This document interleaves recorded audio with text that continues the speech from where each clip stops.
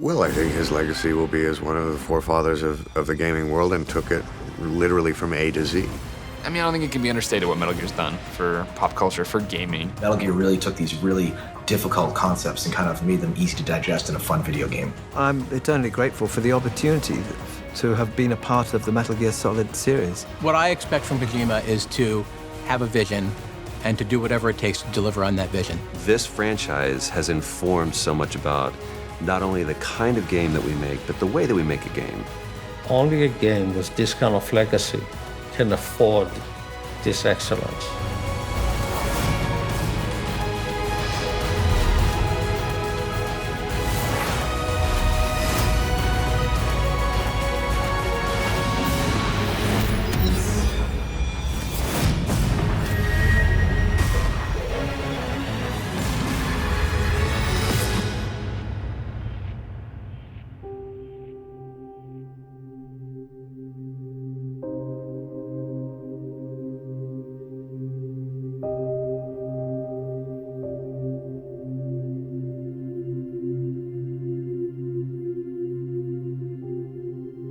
Mr. Kojima kind of arrives, the first time I met him, he arrives almost much farther ahead of his physical presence.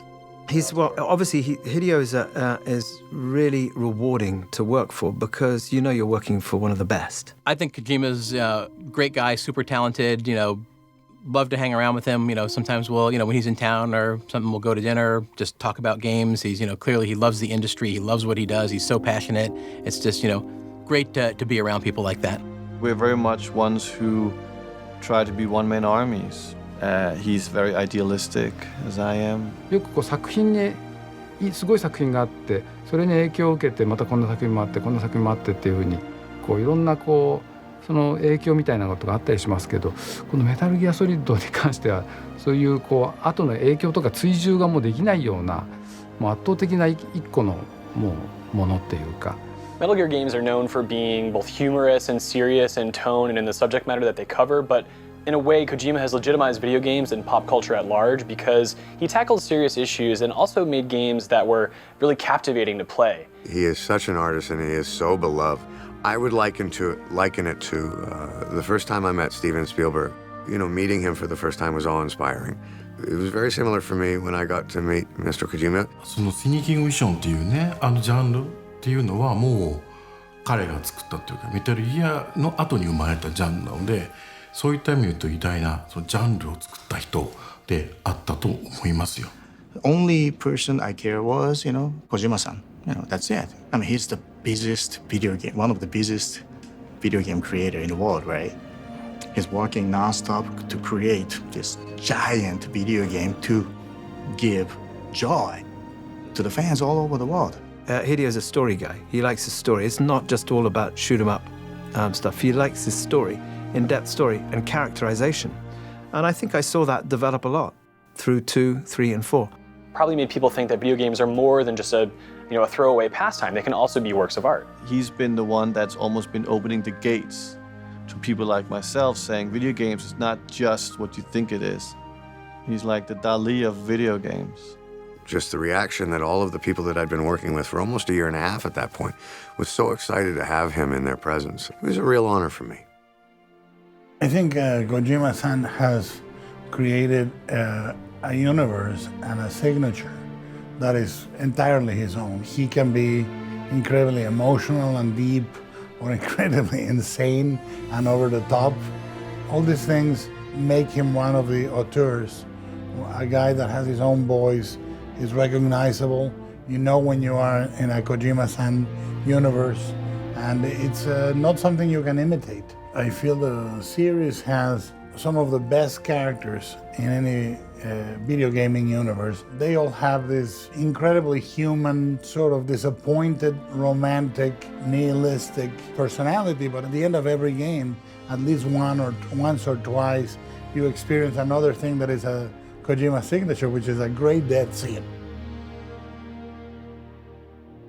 One of the most memorable moments in Metal Gear Solid 4, where Snake is crawling and is dying, and at the same time you have this sort of cinematic moment above him where you are combining the gameplay and sort of a free flow reflection about life and characters that were significant to you, and it was really a very poignant, very expressive, almost poetic moment that I think at that point and after that in many ways you haven't seen in a video game.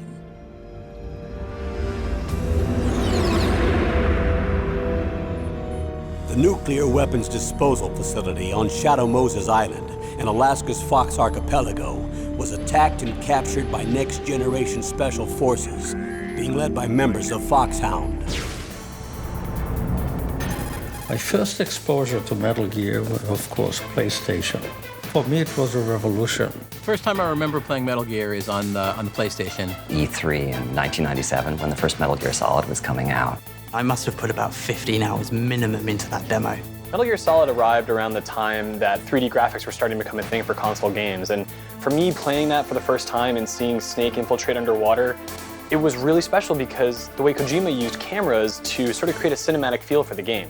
Dealing with emotions I'd never seen from a video game before, you know, sitting there over Sniper Wolf's body, us two high school boys sitting there like, oh, it's okay, don't worry about it, we're gonna be okay. You're a hero. Please, set me free. I have two young stepsons, and they were huge fans of that game. And it was something that I became aware of because I used to have to try and drag them away from the TV if it was dinner or something like that. Some other type of game, just run in, start, shooting people, is just, no. I spent hours on a scene finally, realizing, okay, look, this, you got to attack this like you would in normal life, and that's what made it great. That iconic sound when you first get caught, when you're trying to stealth, and that that sound and the exclamation point, it's just one of those things that kind of stands out in your memory. So that's one of my earliest kind of iconic memories of Metal Gear. I think Metal Gear has influenced the game industry in a lot of ways, and one of the key ways is to have game designers think about their game from a filmic angle. That's not to say games need to be movies, because games and movies are very different mediums, but if you can view your game through the lens of what would this look like if a cinematographer were working on it, what if you had a AAA type of composer that plays the right music right when you're going to fight the last boss. Just knowing all the technology that goes into it. I mean, I can take a camera and put it somewhere with two people. He has a whole force of programmers after that has to basically go from his commands to putting it together. But that mindset must be very fascinating, the understanding of what is doable. What? My hand! This one hit me like you can still play. It doesn't take you away from the game, but you're following the story. I played it multiple times on PlayStation, and then with MGS2 as well.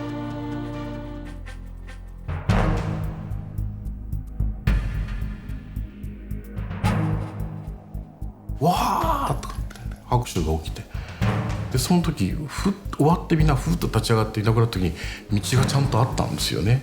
One day, a package arrived in my studio. I was busy trying to be a film composer. It was early days for me. The CD had on it examples of my music from The Replacement Killers, and actually music I'd contributed to Armageddon, Enemy of the State, a few action films. And the letter simply said, "This is how I want my game to sound. Are you interested?" And you know what? Flattery will get you everywhere. Yes, was the answer.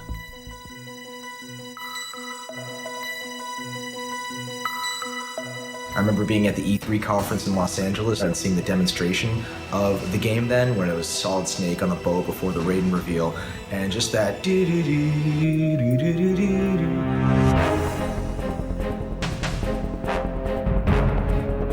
It is still, in my opinion, one of the top 3 video game scores of all time.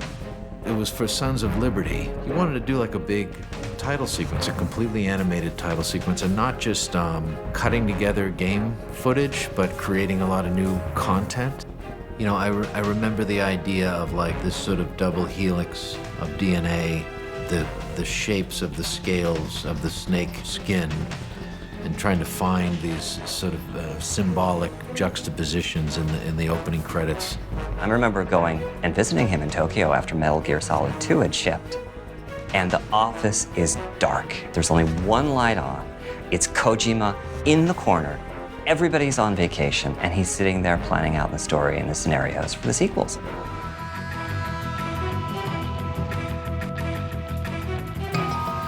Metal Gear has a crazy story, and every time there's a new game, I have to come back to find out what's happened. Every game jumps around maybe 10, 15 years, and it's always a chunk of time you're missing. So when a game comes back and is sort of talking about that missing part of the timeline, it's impossible for me to resist. If Hideo, as he asked you to do Metal Gear Solid 3, because we hear there's gonna be one. So, you know, we did this thing on an oil tanker, we did this Metal Gear Solid 2 thing, and, you know, go set it in the jungle or something, I might consider it. Hey, he set it in a jungle.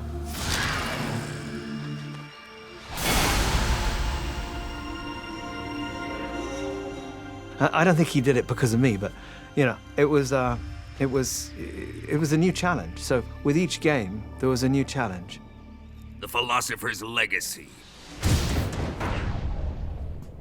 Really, when I started seeing how he story-wise used his camera to really make it like a compelling structure, how he would cut it, how he would move the camera, the subjectiveness, the excitement, the way of using music. What a fear in my heart, but you're so supreme. I give my life, not for honor, but for you. How well do you have to know me to trust me? スネークイーターのずーっと上がっていくところ、あそこはずーっと上がっていくところでベタな演出だなと思って、もうこんな演出しちゃってって思ってるんだけど、でもずーっと上がって聞こえてくるうちに気がつくと泣いてたの。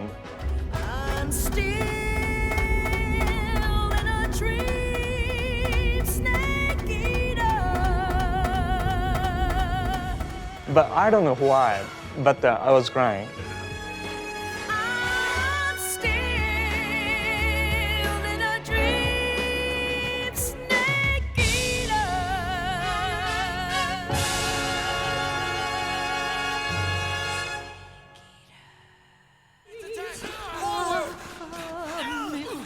War has changed. When the battlefield is under total control, war becomes routine. I feel that Metal Gear's impact on pop culture has been a very impactful one from the fact that it's introduced kind of the idea of American and Western globalization and kind of military-industrial complex to an entire generation of gamers and those who are friends with those gamers. I mean, we never really thought about private military contractors or the future of what could happen with soldiers and nanotechnology and augmented soldiers and all of that craziness in there. And Metal Gear really took these really difficult concepts and kind of made them easy to digest in a fun video game.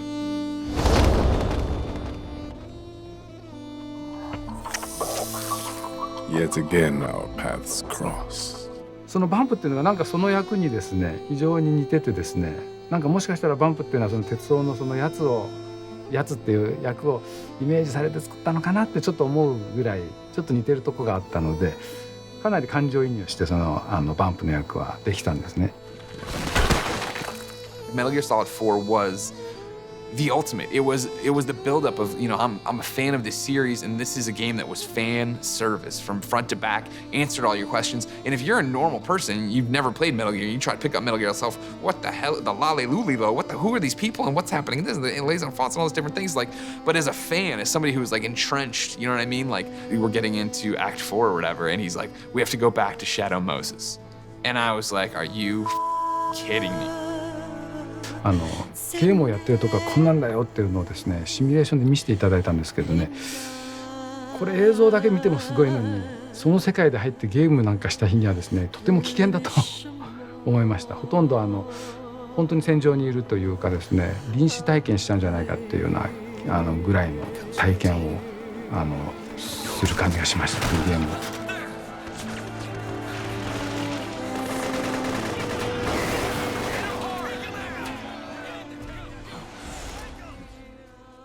If it becomes a big franchise, you know, big hit series, it's much easier to go the safe highway, right? You don't want to go to the dirt road, and you never know, you know, what's waiting there. So, but Kojima-san seems like he's never afraid of that. And that's big credit as a creator, artist. By the way, Snake, we're changing your code name for all following communication. What's wrong with Snake? Just a precaution. You are now designated Raiden. I played the demo for Metal Gear Solid 2, like a lot of people did, and you went through the tanker mission, and it was great. And so, you know, it's kind of a long prologue, and so when the credits start coming up and you actually start to play what you're thinking is a real game, I just kind of rolled with it. You know, it was kind of cool because you're like, oh, great, this is like such a new experience from the demo. It's a totally new character. That's great. The name of their leader is Solid Snake. The hero of Shadow Moses? So that's why you changed my code name. It was a huge deal to play as Raiden. Are you kidding me? Because for me, it was like that first like 15 minutes of like, all right, when's the other shoe gonna drop? When am I coming back as Solid Snake? Oh, okay, it's an hour in. When's it gonna happen? 2 hours in, 3 hours, and then you're like, holy crap, this is the game. As cool of a character as Raiden is, to me, it's always been Snake. And it sort of starts to dawn on you that like, wow, this is not going back. You even meet Snake through sort of the alias that he uses. And you kind of realize, okay, I'm not gonna play him. だからライデンっていうのを聞いた時に、ああ、なんでこんな髪の長いやつがとかって思ったんだけど。Whiny little jerk who just sits there and cries all the time with his blonde hair and all this other stuff. But for me, it wasn't, you know, a deal breaker. Interestingly, at first I felt a bit negatively about it. It was kind of hidden for a while, wasn't it, I think? But I actually think the game's a lot better for it. Why don't you just let us handle the grunt work? You can tell us what to do over the radio, like in the original mission plan. One of the very interesting things that happens in the Metal Gear Solid series is that you as a player may have certain expectations about what's going to happen, but the games rarely turn out as you think they will. I was aware when I started these things that Hideo was, you know, he was a tricky one. He was switching things up. He was always trying to fool the audience. And musically, I had to be careful what I was doing with him and follow his lead. It wasn't so much a kind of like a, oh no, where's Snake gone? It was more just sort of like a, how on earth did you kind of keep that secret? You know, it's kind of like, that's the kind of, it's almost like a sort of magic act, you know, the ability to kind of hide something that big. When the tanker ends, then we come in and it's like, why are they redoing the opening of Metal Gear Solid 1 and you rip off the mask and you're not Snake? That was an awesome moment. And then it became, all right, well, why am I this guy? Who is this guy? What's happening? How is the Colonel still here? It's fun when you don't know what's coming. We want to be surprise me. So the fact that he can take these risks and trust himself to make it happen. You just fall down the rabbit hole so easily with any one of these games, right? Where the story just gets out of control and you want to know what's coming up next. Like all of his choices, a very bold one. To take that risk, and the game, you know, obviously turned out to be amazing. You know, looking back now in 2015, I thought it was a great move to make that switch. Yeah, at the time, I'm sure, like many people, I was like, give me Snake. And I think the ability to make these drastic changes in a game comes, you know, like the farther you get into a franchise, the more people are willing to accept some change. Doing it early on just shows, you know, like how seriously he takes that ability to kind of tell a story more so than just, you know, ship something that people expect. You know, you're putting this character who you always play as, you know, you're viewing him from a different perspective, and it gives him more, I guess, it grounds him more as a real character, and you can see how skilled he is compared to someone so new. If you run out of ammo, you can have mine. You got enough? Absolutely. Infinite ammo.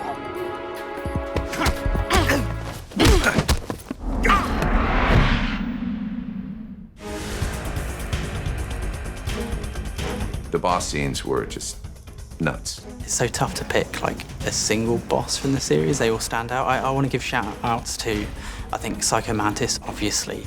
That's the one I guess most people will go to straight away. It's got to be between, in terms of the mechanics, it's got to either be between Psycho Mantis or the end. And the way that you can beat him by messing with your PS2 clock. I mean, when I fought him, it was this incredibly long, drawn-out thing. I was really bad, like I couldn't find him. Any time I did kind of finally catch a glimpse of him, I'd get too excited and mess it up and have to go and find him again. Like, just the whole time-based thing as well, how you can beat him if you just let him die, and I remember approaching that very carefully and sneaking around, and it took me a long time. You know, certainly I never thought to like reset my console clock or any of those little tricks, which are just great that they're in there. Kill him of old age. It's just like one of the that is one of the maddest bits of sort of technology use ever. I don't think that's sort of been bettered as a kind of trick. I just wish I'd known about it first time round. I guess like the best fights are the ones that sort of almost play out like puzzles. I mean, boss battles, there's so many. You talk about, you want to give Gray Fox a shout out, of course, just because remember how amazing that was. It looks like they were cut by some type of blade.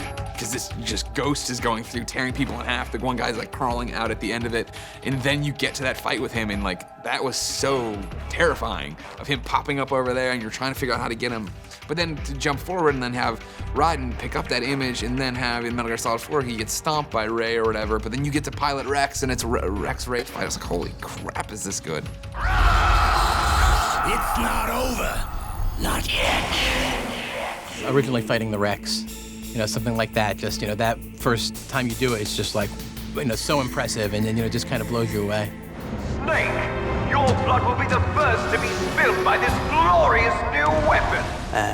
The sorrow as well, I think is really clever, given that it all depends on how many people you've killed up until that point. Pretty much any confrontation with Ocelot, but maybe that's just because I like those confrontations.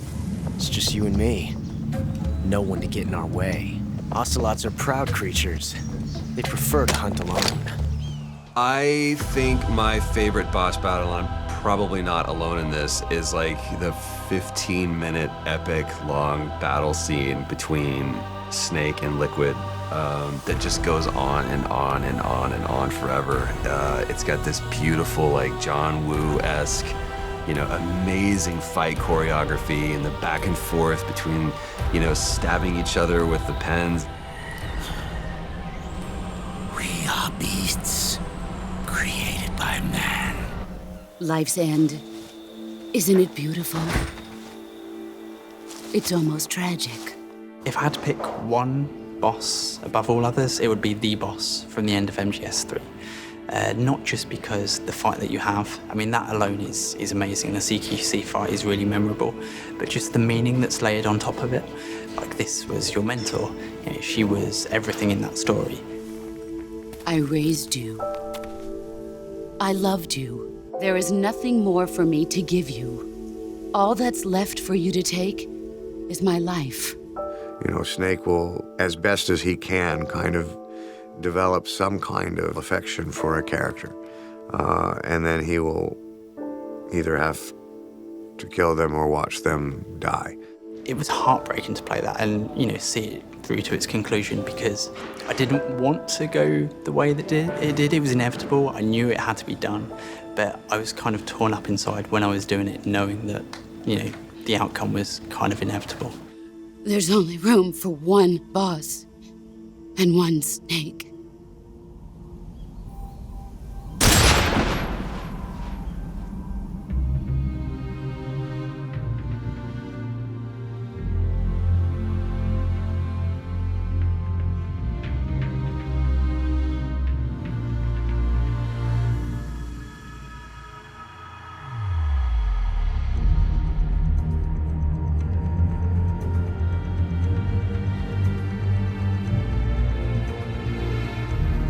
We met up here in LA about 7 or 8 months ago, and he took me to his studio here in Los Angeles and kind of introduced me to the future of what he was going to be doing.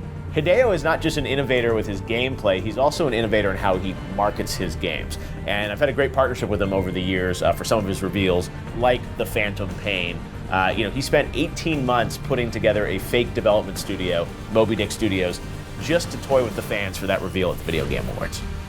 When I first saw the trailer for Metal Gear Solid 5, I was just blown away. Well, watching that trailer, I was really struck by the tone of it. Certainly like the sounds that were used, obviously the graphics and stuff. And I can't say that I instantly thought, okay, this is the new Metal Gear game, but I certainly, that was my suspicion. And obviously when the theories started coming out and stuff, I was definitely on board with a lot of that, which didn't take long. Metal Gear Solid 5 wasn't revealed as Metal Gear Solid 5, it was revealed as The Phantom Pain, which is the subtitle that applies to the major game. We had to find a way to cut the letters in The Phantom Pain, have these little indentations, so that those indentations later on would hold all the characters from Metal Gear type. And we thought we were so tricky. You know, we thought that nobody was gonna figure out that that was the space for the T and that was the space for the P. I went to like all the different forums and I was following all the conspiracy series and watching them like piece together like little hints. Like there was something like in the lettering, there was like the negatives that spelled out like Metal Gear Solid 5. And in like 4 hours, there's all these, you know, hundreds of people on the internet like trying to like line things up. You see this? Diamond Dogs.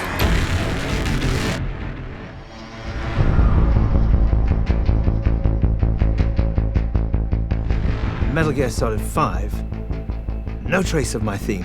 Hideo wanted to go that way, which is cool. Enough's enough, you know? 2, 3, 4, we lent on that theme, we mangled it, we did this with it, we did that with it. People were dying to it, people were being born to it, people were being murdered to it, people were being shot up to it. I've produced the music for this new game, but the composer is Justin Burnett, who's a kind of someone who's worked with me, under me, on many of these things, so he knew the ropes anyhow. And it's going to be really super cool. I think the fans are going to be really happy about it. Solo infiltration of the Soviet-made ground forces. Should be the perfect one. How big is this game going to be? You know what I mean? Like, Metal Gears are linear. We know, you know what I mean? I'm on Shadow Moses. I'm in Metal Gear Solid 4. I'm sneaking around this like destroyed area, but there's a point A to point B kind of thing. And when they pull back and they show the map for the first time, and it's like, go anywhere. Do whatever you want. Like, there's guys everywhere. You can Fulton them out. You can go do this. It's like, what the hell is happening? Like, how did they take what I love about Metal Gear and put it into an open world? Well, for me, the Phantom Pain and that whole character of Snake is one of the prime examples of using what I come from, which is storytelling from a movie perspective, combined with an interactive perspective. I'd say what brings me back for each new installment of Metal Gear is first off to see how crazy it's going to get, and second off to see how Kojima's going to top himself and how he's going to pick up where he left off, because each game feels like it could be almost its own chapter, like he's wrapping it up, but then there's always another story to tell in the series, it seems. Knowing that his vision is to make this open world, or at least open area, where you can kind of explore more, and I know that that's going to be his focus, and he's going to put emphasis on making sure it's good. So I'm 100% bought in. I can't wait. I was more fascinated by his idea that he was actually very consciously forcing you to make choices through the story. All I would say is it's important that people revisit Ground Zeroes again just before the Phantom Pain comes out. They may have played it last year and played it extensively, but I think it's going to be quite key to dive back in the weeks or a month before the final game comes out and really rinse it once more. You know, it's Kojima's last Metal Gear, right? So it's kind of like letting the players loose, sort of thing.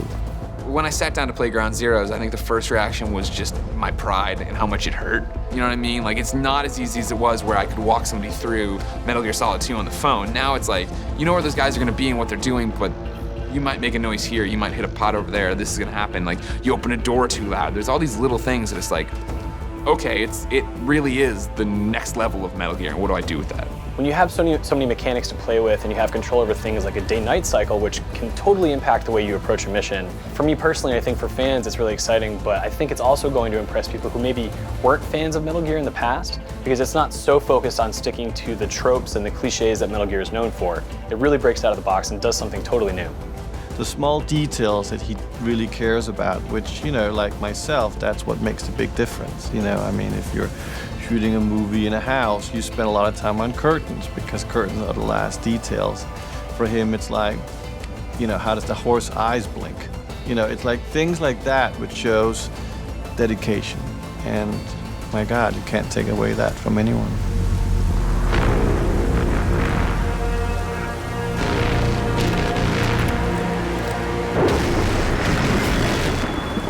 Kept you waiting, huh? First of all, my hat went off to Kiefer for really throwing his full weight into it and bringing it and submitting himself to the process and understanding who the character was and allowing it to breathe. What I think he's done with these characters, and specifically the character that I got to play, this is a man who's going to do the right thing for the right reasons. He's not doing it for money, he's not doing it for glory. This is a character who has a very strong sense of right and wrong and is going to do things according to that, and he's being confronted with circumstances that are beyond any one man's capability. Now go!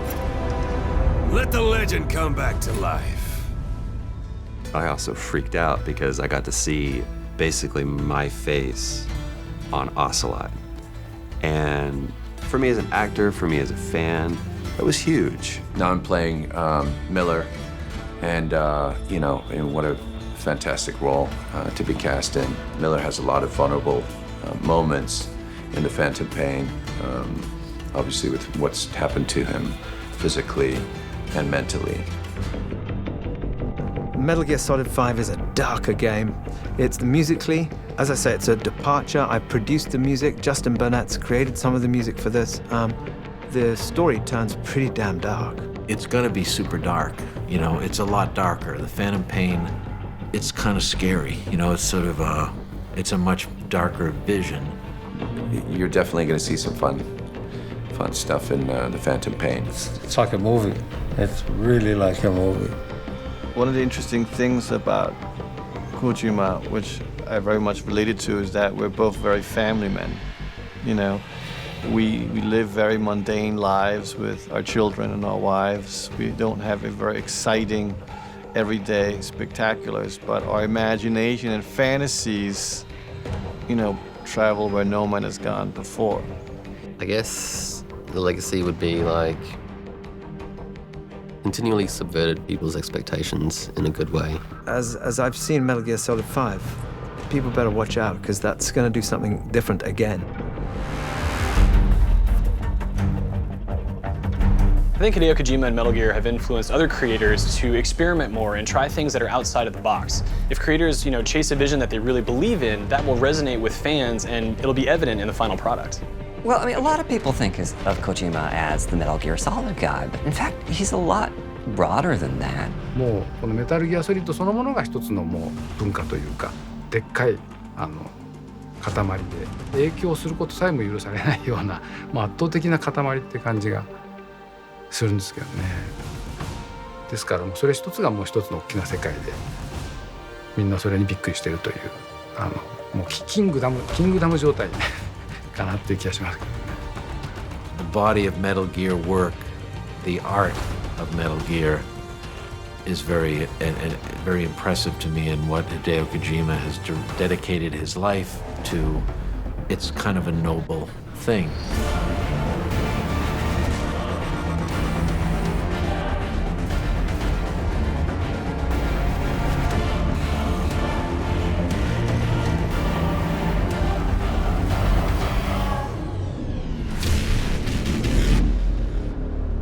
Hideo Kojima to me, 100% pure respect. That's it. You know, and I'm very honored to have chance to work with him, and I'm very honored to stay close friend with him.